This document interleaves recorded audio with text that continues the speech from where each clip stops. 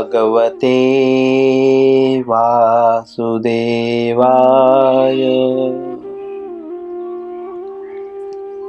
ओम नमो भगवते वासुदेवाय।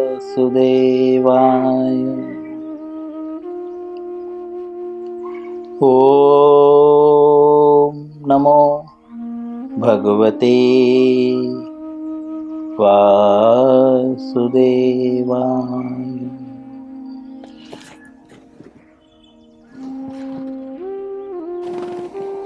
श्री कृष्ण लीलामृत पुरुषोत्तम भगवान पुस्तक का नाम है अध्याय 36।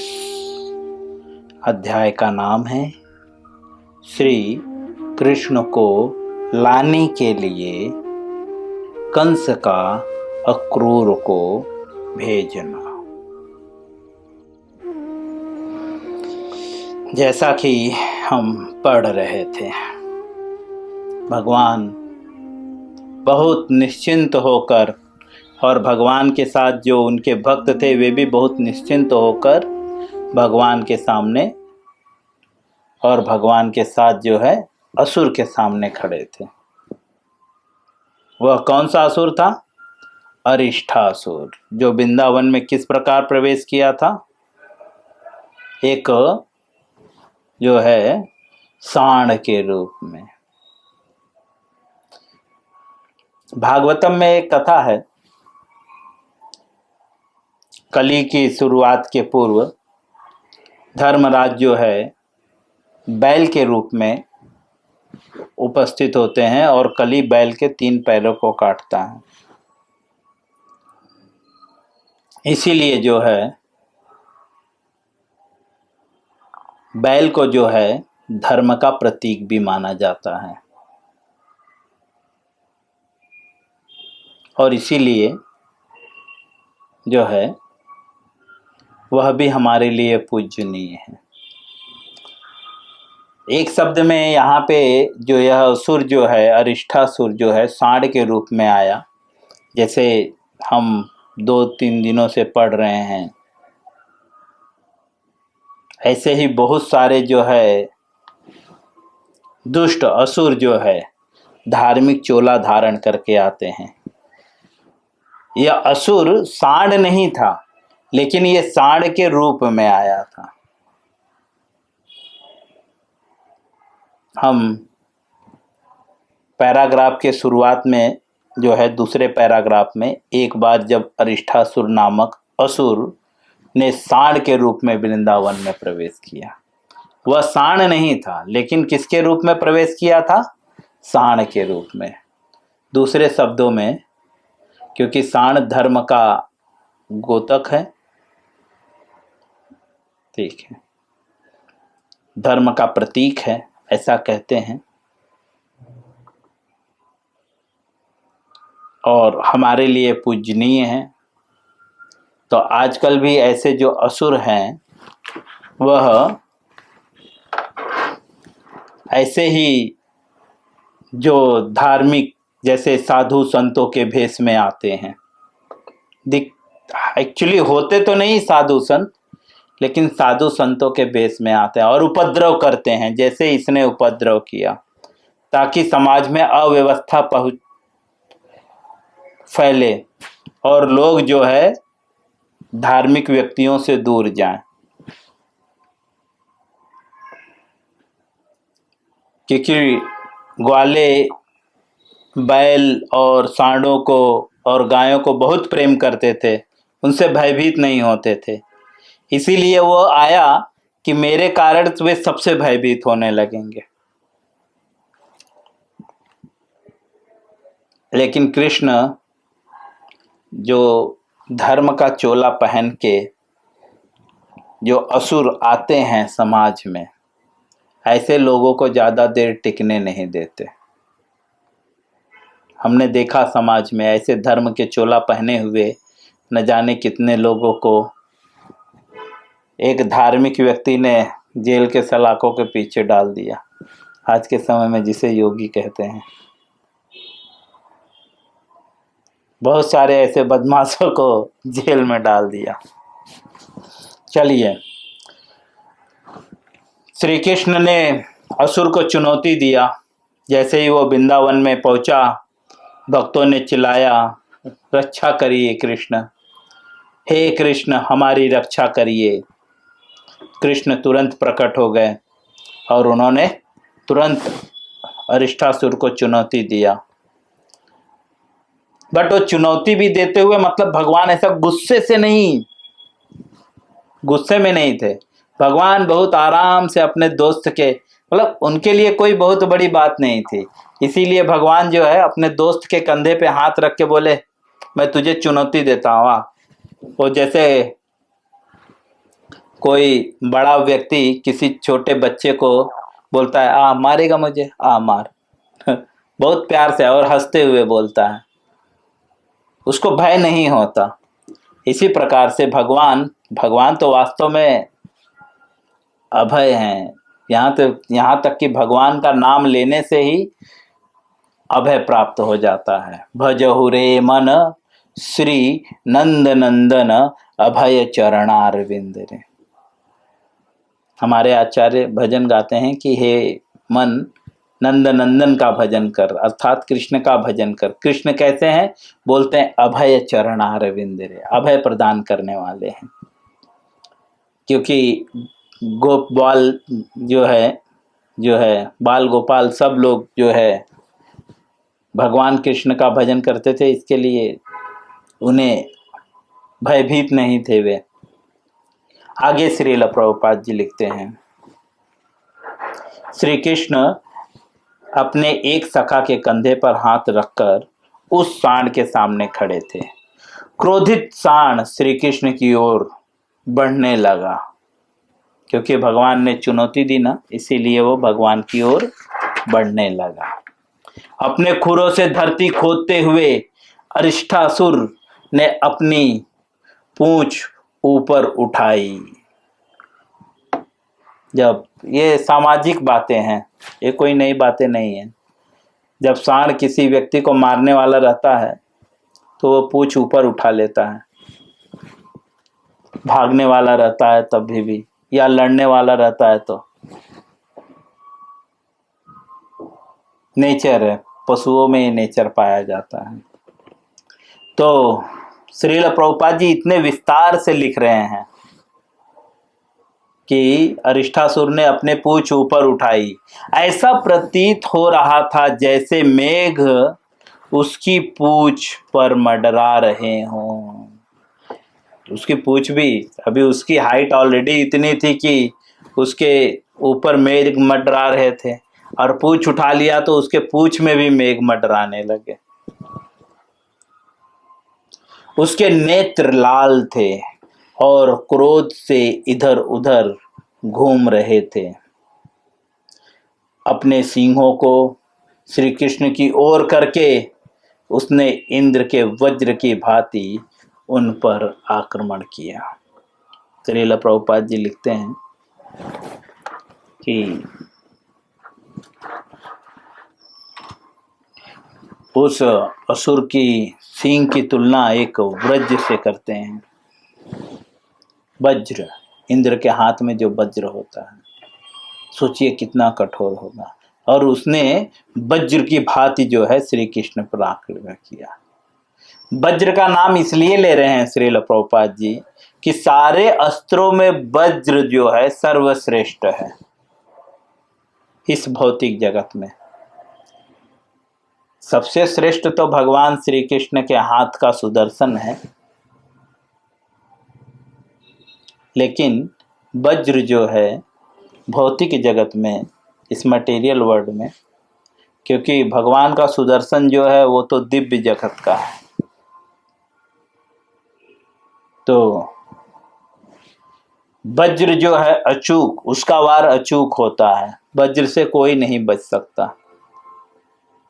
इसीलिए यहाँ पे अरिष्टासुर ने इस प्रकार प्रहार किया कि कोई नहीं बच सकता। किंतु श्री कृष्ण ने तत्काल ही उसके सींग पकड़कर उसे उखाड़ दूर फेंक दिया।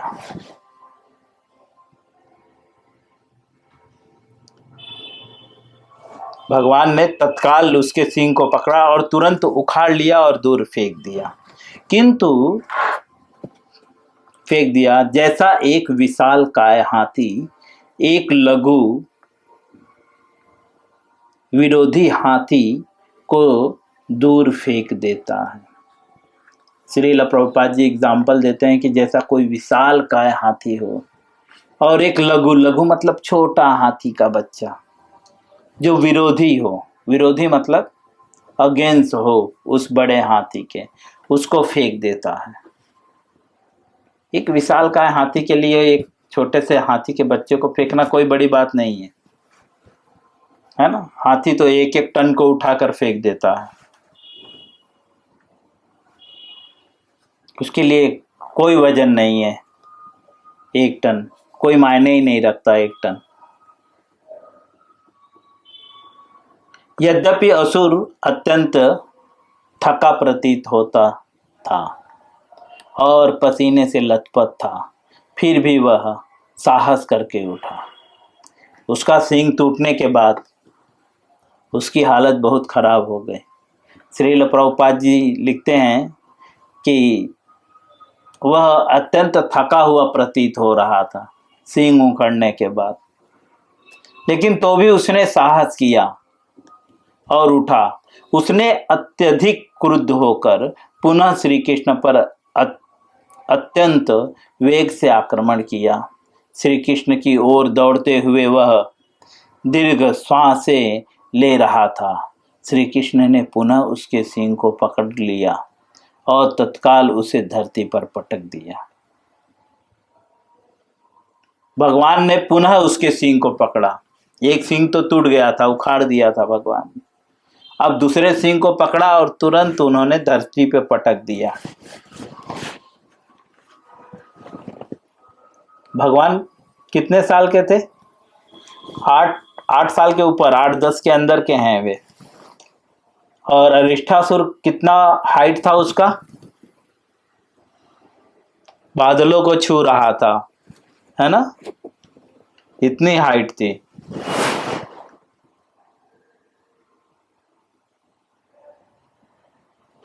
लेकिन भगवान ने उसे जो है पटक दिया।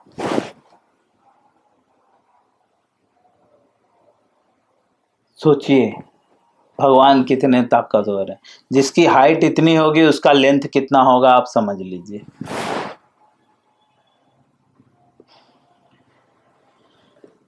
श्रील प्रभुपाद जी आगे लिखते हैं, श्री कृष्ण ने पुनः उसके सींग को पकड़ लिया और तत्काल धरती पर पटक दिया, जिससे उसकी सींग टूट गई। उसका सींग टूट गया। तदुपरांत श्री कृष्ण उसके शरीर पर एक प्रकार पदाघात करने लगे। बोल रहे हैं कि उसके बाद क्या किए? बोलते हैं इस प्रकार जो है पदाघात करने लगे, जैसे कोई गीले वस्त्र को धरती पर निचोड़े। आप कभी धोबी घाट गए हो? धोबी घाट में इसी तरह से होता है, कपड़े को निचोड़ते हैं और लात से भी। वे लोग हाथ कम और लात ज्यादा चलाते हैं। महालक्ष्मी में बहुत बड़ा धोबी घाट है, ठीक है। और ऐसा पैर फंसाते हैं और कपड़े को निचोड़ते हैं। तो भगवान ने ऐसे ही जो है निचोड़ा, धरती पे निचोड़ने लगा। किसको? अरिष्ठासुर को। इसी प्रकार श्री कृष्ण के पदाघात करने से अरिष्ठासुर उलट गया और तीव्रता से अपने पैर चलाने लगा। उसके नेत्र पथरा गए। भगवान के बार बार प्रहार से जो है उसके प्राण प्रखेरु उड़ने के कंडीशन में आ गए। आंख पथरा गए मतलब उसके आंखों से कुछ सब दिखाई देना बंद हो गया, दूसरे शब्दों में उसके नेत्र पथरा गए। रक्त स्वात करता हुआ वह मलमूत्र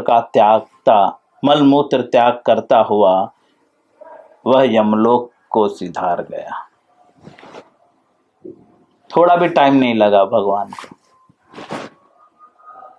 एक बार दौड़ के आया तो एक सिंह, उसके बाद उठाया तो पटक दिए और सिंह तोड़ दिए, पूरा एकदम से ही तोड़ दिए। और कुछ पदाघात करने के बाद तो उसके प्राण पखेरु उड़ के जो है यमलोक चले गए। कई प्रकार के लोक हैं, स्वर्ग लोक, वैकुंठ लोक, सिद्ध लोक, तप लोक, महर लोक, है ना, ऐसे बहुत सारे लोक हैं। उसमें से एक लोक यमलोक है। यमलोक मतलब जैसे इंद्र स्वर्ग में रहता है तो उसे इंद्रलोक भी कहते हैं। चंद्रलोक, चंद्र का भी एक घर है, उसे चंद्रलोक कहते हैं। सूर्यलोक, जो सूर्य है उसे सूर्यलोक भी कहते हैं। वास्तव में वो एक प्रकार का लोक है। वैसे ही यमलोक है। यमलोक मतलब यम का लोक, दूसरे शब्दों में यमराज जी का लोक, जहाँ पे यमराज जी रहते हैं। इस संसार में व्यक्ति मरने के बाद या तो यमराज के पास जाता है या तो विष्णु के लोकों में जाते हैं, उच्च लोकों को। जो बहुत बेकार काम करते हैं वही यमराज के पास जाते हैं। जो भगवान के भक्त होते हैं वो यमराज के पास नहीं जाते, क्योंकि यह असुर था, इसके लिए सीधा जो है यमलोक गया। इसका मतलब हिसाब किताब नहीं करना पड़ा। वास्तव में इस संसार में जो व्यक्ति शरीर छोड़ता है तो कहते हैं कि उसको 13 ही जो बोलते हैं, 13 दिन तक उसका हिसाब किताब होता है यमराज जी के साथ, उसके बाद जाता है। लेकिन ऐसा प्रतीत हो रहा है वो सीधा गया, मतलब यमराज जी पहले से ही सब हिसाब किताब लगा कर बैठे थे, आजा बेटा तेरा हिसाब किताब करेंगे, थोड़ा भी टाइम नहीं लगाएंगे। श्री कृष्ण के प्रहार से जो है वो यमलोक चले गया। अब श्रील प्रभुपाद जी लिखते हैं, इस आश्चर्यजनक उपलब्धि के लिए देवता स्वर्गलोक से श्री कृष्ण पर पुष्प वर्षा करने लगे। भगवान ने ये कार्य जो किया, इससे प्रसन्न होकर जो है जो देवता गण थे वे स्वर्गलोक से जो पुष्प की वर्षा करने लगे। जैसे बर्फ बारिश होती है ना, देखा है किसी ने बर्फ की बारिश? हम लोग इतने पापी हैं कि बर्फ की बारिश होती है हमारे ऊपर। ठीक है, हिमालय में होती है वो अलग बात है, मनुष्य पे बर्फ की बारिश होती है।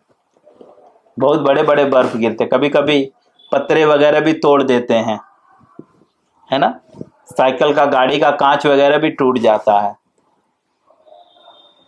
लेकिन यह हमारे कार्यों के कारण, हम ऐसा आश्चर्यजनक कार्य करते हैं कि इंद्र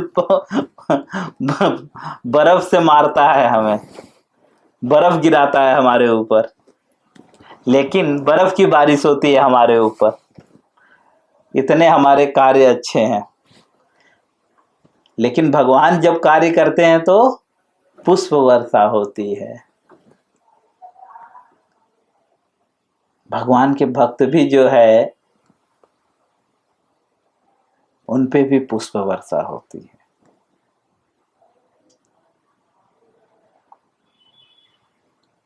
और ये पुष्प जो है सामान्य पुष्प नहीं होते। स्वर्ग के पुष्पों की खासियत है कि वे कभी मुरझाते नहीं हैं। जैसे इस संसार के पुष्प जो है मुरझा जाते हैं, लेकिन स्वर्ग के पुष्प जो है मुरझाते नहीं हैं।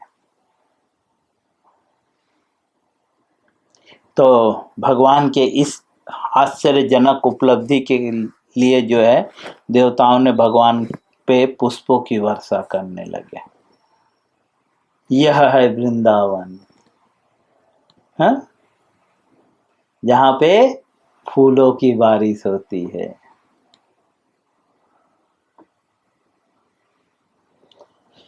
आगे लिखते हैं, श्री कृष्ण पहले ही वृंदावन निवासियों के सर्वस्व थे।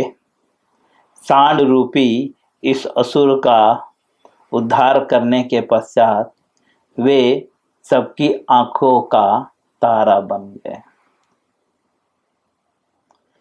प्रभुपाद जी लिखते हैं कि भगवान पहले ही जो है वृंदावन वासियों के सर्वस्व थे, इतना कुछ किए थे, लेकिन ये जो घटना इन लोग के साथ हो गई, ये तो प्रत्यक्ष, पहले की सारी घटनाएं कैसे थी? अप्रत्यक्ष, सामने नहीं हुई थी, बस आंखों के सामने कोई भी घटना नहीं घटी थी। पूतना का भी वध हुआ तो वो पूतना तो सामने थी, लेकिन भगवान ने क्या किया वो किसी को समझ में नहीं आया। त्रिरावत के भी टाइम पे ऐसा ही हुआ, अघासुर के भी टाइम पे ही ऐसा हुआ, बकासुर के भी टाइम पे ऐसा, लेकिन अरिष्ठासुर के टाइम पे सब वृंदावन वासी उपस्थित थे। वो बोलते हैं ना, जब सामने से देखने पे अधिक विश्वास होता है ना? जब हम सामने से देखते हैं तो बहुत ज्यादा विश्वास होता है। इसीलिए प्रभुपाद जी लिखते हैं कि भगवान तो पहले से ही जो है सर्वस्व थे वृंदावन वासियों के।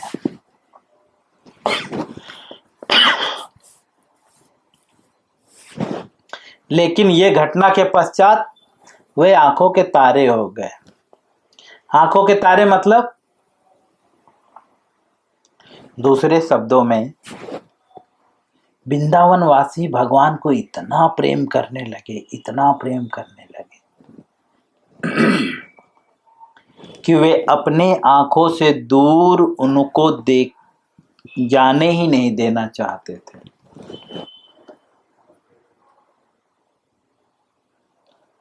एक शब्द में वे जहां देखे वहां उन्हें कृष्ण ही नजर आने चाहिए, या दूसरे शब्दों में वे जहां कृष्ण होते थे वे बस वहीं देखते थे। उनकी आंखों में सिर्फ कृष्ण ही नजर आते थे और कोई नजर नहीं आता था। इसी को एक मुहावरे में कहते हैं आंखों का तारा। तो श्रील प्रभुपाद जी लिखते हैं कि वे वृंदावन वासियों के लिए जो है आंखों के तारे हो गए। विजय पाने के बाद उन्होंने बलराम सहित ग्राम में प्रवेश किए। ग्राम वासियों ने अत्यंत आनंद पूर्वक उनका और बलराम जी का जो है यश गान किया। किसी के द्वारा कोई आश्चर्यजनक कार्य संपादित करने पर उनके बंधु बांधव, संबंधी और मित्र स्वाभाविक रूप से अत्यंत हर्षित हो उठते हैं। श्रील प्रभुपाद जी लिखते हैं कि ये सामाजिक बातें हैं कि जब भी कोई व्यक्ति परिवार का कोई अच्छा कार्य करे, बंधु बांधव, तो स्वाभाविक है कि सब लोग हर्षित होते हैं और उनका गुणगान करते हैं। ये वैदिक रीति है। इसीलिए कोई भक्त अगर कुछ अच्छा करे तो उनका गुणगान करना चाहिए। हम यहीं पे विराम देंगे, इसके आगे हम कल पढ़ेंगे। हरे कृष्णा।